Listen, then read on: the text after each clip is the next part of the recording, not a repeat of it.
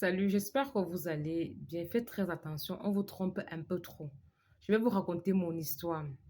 Lorsque j'ai eu le bac là, je suis partie à l'université. C'est un de mes camarades qui était un peu nanti.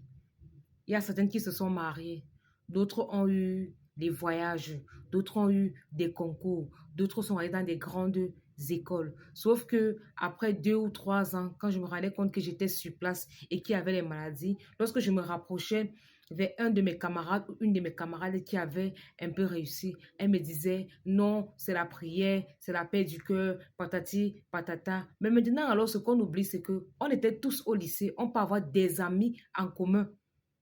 Voilà.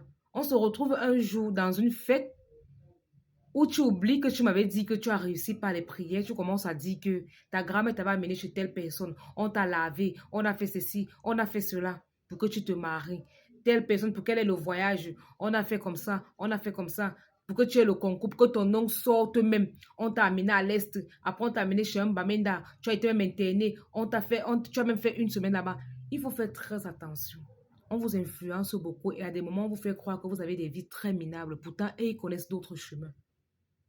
Pourtant, eux, ils connaissent d'autres chemins. Ce n'est pas facile, ce n'est pas évident que quelqu'un parte voir un tradit praticien et lorsque tu lui demandes d'où vient sa réussite, il te dit que non, j'ai été soigné, j'ai été guidé par quelqu'un ou j'ai eu un support spirituel comme ça, comme ça, comme ça. Ce n'est pas facile pour que quelqu'un dise ça de, de sa bouche. Pourquoi? Parce que ce sont des choses qui ont été diabolisées. Mais il y a certaines personnes qui nient le genre, elle veut te faire croire que non, elle est tellement chrétienne, elle a tellement bon que elle a réussi parce qu'elle brille trop, ou bien parce qu'elle est belle, ou parce qu'elle est trop brillante. Elle veut te faire croire que tu as une vie tellement minable, que tu es malchanceuse. Pourtant, elle a les routes qu'elle prend.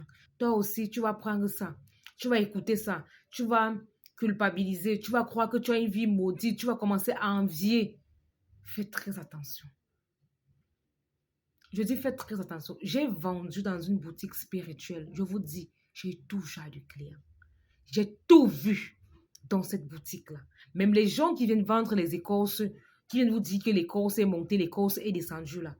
Lorsqu'ils viennent prendre une écorce, ils ne connaissent même pas ce que l'écorce fait. Ils nous demandent à nous, l'écorce s'y traite quoi? On lui dit que comme tu vois là, l'écorce fait comme ça, comme ça. On lui demande quand même les interdits, comment utiliser.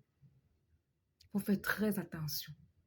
On vous trompe trop. Je vous dis, lorsqu'il s'agit de votre bonheur, de votre santé, donnez-vous les moyens d'avoir la santé, d'avoir le bonheur. Si vous commencez à regarder le regard des autres, ce que les gens vont dire, vous ne savez pas. Ces mêmes gens qui vous parlent de Dieu là, ces mêmes gens qui vous parlent de Jésus là, quand vous n'êtes pas là, chez eux là, leur voyage là, leur montée des sangs, vous n'êtes pas avec eux pour connaître ce qu'ils font.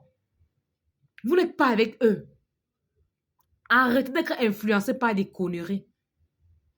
Faites très attention.